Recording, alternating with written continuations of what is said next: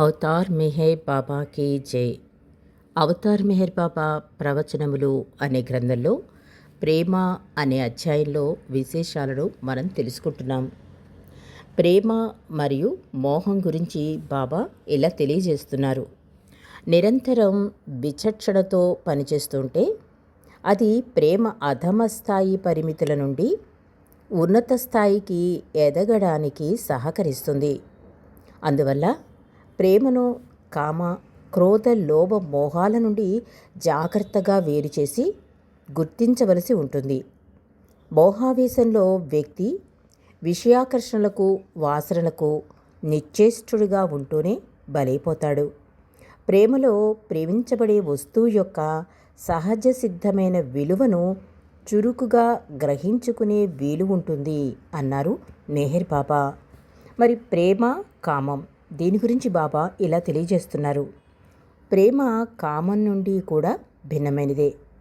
కామంలో విషయ వాసనలకు మూలమైన వస్తువుపైన ఆధారపడడం, తత్ఫలితంగా వ్యక్తి ఆధ్యాత్మికంగా తాను ఆ వస్తువుకు లోబడి ఉండిపోతాడు. కానీ ప్రేమ మాత్రం ఆ రూపం వెనకనున్న సత్య పదార్థంతో ప్రత్యక్షమైన సరి సమానమైన సంబంధాన్ని ఏర్పరుస్తుంది. అందువల్ల కామాన్ని బరువుగాను, ప్రేమను తేలికగాను అనుభవించడం అవుతుంది. ప్రేమలో వ్యక్తి యొక్క ఉనికి విస్తృతపరచబడుతుంది. ఒకరిని ప్రేమించడం అంటే ఇంకొకరి జీవితాన్ని నీ జీవితానికి కలుపుకోవడమే. నీ జీవితం నిజానికి హెచ్చింపబడుతుంది. నీవు 2 కేంద్రాల ద్వారా జీవిస్తూ ఉంటావు.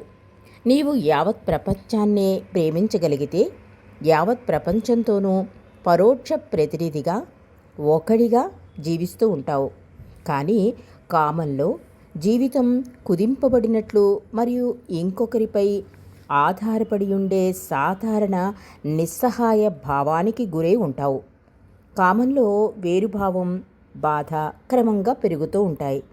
కానీ ప్రేమలో ఏకత్వ భావము, ఆనందం ఉంటాయి. కామంలో శక్తి వికలత్వమైతే ప్రేమలో శక్తి పునఃసంధానం అవుతుంది. కామం విషయ వాసనల కోసం అర్రులు చాస్తే ప్రేమ ఆత్మానుభూతిని వ్యక్తం చేస్తుంది. కామం సిద్ధిని కోరుకుంటే ప్రేమ సిద్ధిని అనుభవిస్తుంది. కామంలో ఉద్రేకం ఉంటే ప్రేమలో నిశ్చలత్వం, ప్రశాంతత ఉంటాయి అన్నారు ప్రేమ, కామం అనే విషయంలో. ఇక ప్రేమ, లోభం అనే విషయంలో బాబా ఇలా తెలియజేస్తున్నారు. ప్రేమ లోభం కంటే కూడా అదేవిధంగా భిన్నమైనది. లోభం అంటే దాని స్థూల మరియు సూక్ష్మ రూపాలలో అంతయు తనకు స్వాధీనత కావాలనే కోరుకుంటుంది.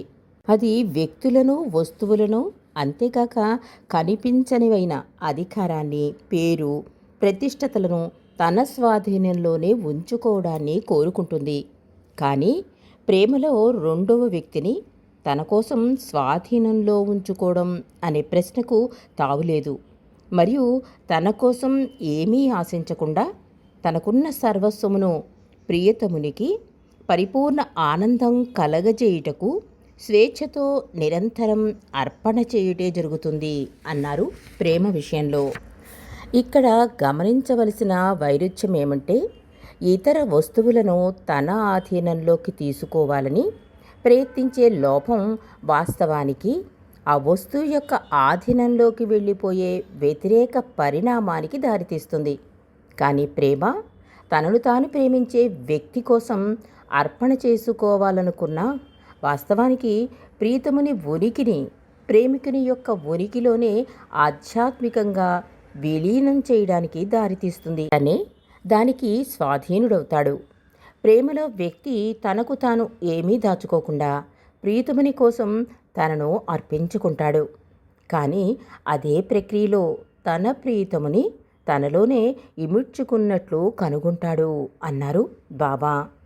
నిర్మల ప్రేమ కృప వల్లనే జాగృతం అంటున్నారు మెహర్ బాబా. మోహం, కామం, లోభం అనేవి ఆధ్యాత్మిక దృష్టిలో భవరోగాలుగా ఉంటాయి. అవి క్రోధం మరియు ఈర్ష్య అనే ఆజ్యం వల్ల పెంపొందించబడి శృతిమించిపోతాయి. కానీ నిర్మలమైన ప్రేమ దానికి భిన్నంగా ఆధ్యాత్మిక పరిపూర్ణతకు పక్వదశ.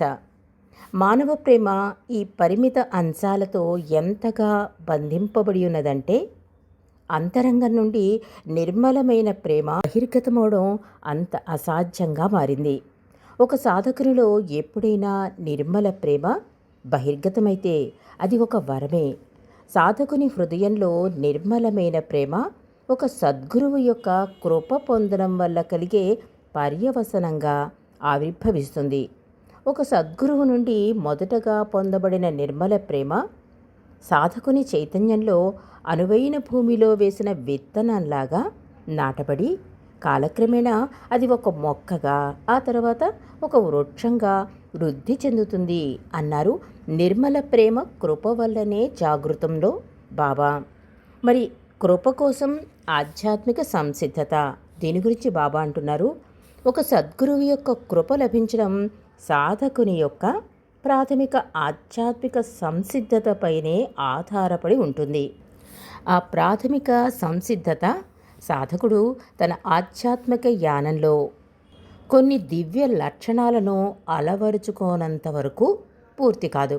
అంటే ఉదాహరణకు, ఒక వ్యక్తి పరోక్ష నిందలు మాని ఎప్పుడైతే ఇతరులలోని చెడు లక్షణాలకు బదులుగా వారిలోని మంచి లక్షణాలనే గ్రహించడం నేర్చుకుంటాడో, మరియు ఎప్పుడు ఉన్నతమైన సహనాన్ని అలవరుచుకుని తనకు కలిగే హానిని కూడా లెక్క చేయకుండా ఇతరుల మంచినే కోరుకుంటాడో, అప్పుడు సద్గురు కటాక్షమునకు అతడు అర్హత సంపాదించినట్లే.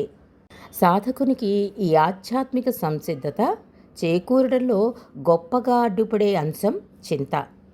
దృఢ సంకల్పంతో ఈ చింత అనే అవరోధాన్ని ఎప్పుడు అధిగమిస్తాడో అప్పుడు సాధకుని ఆధ్యాత్మిక సంసిద్ధతకు మూలమైన దివ్య లక్షణాలను అలవరుచుకునేందుకు మార్గం సుగమైపోతుంది. సాధకుడు సంసిద్ధత పొందగానే అతనికి సద్గురు కృప చేకూరుతుంది. ఎందువలనగా దివ్య ప్రేమకు సాగరమైన సద్గురువు తన కృపకు పాత్రుడై దానిని ప్రతిఫలింపచేసుకునే జీవాత్మల కోసం ఎల్లప్పుడూ వెతుకుతూ నిరీక్షిస్తూ ఉంటాడు అన్నారు మెహర్ బాబా. మరి ప్రేమ గురించి మరిన్ని విశేషాలను రేపు తెలుసుకుందాం. అవతార్ మెహర్ బాబాకి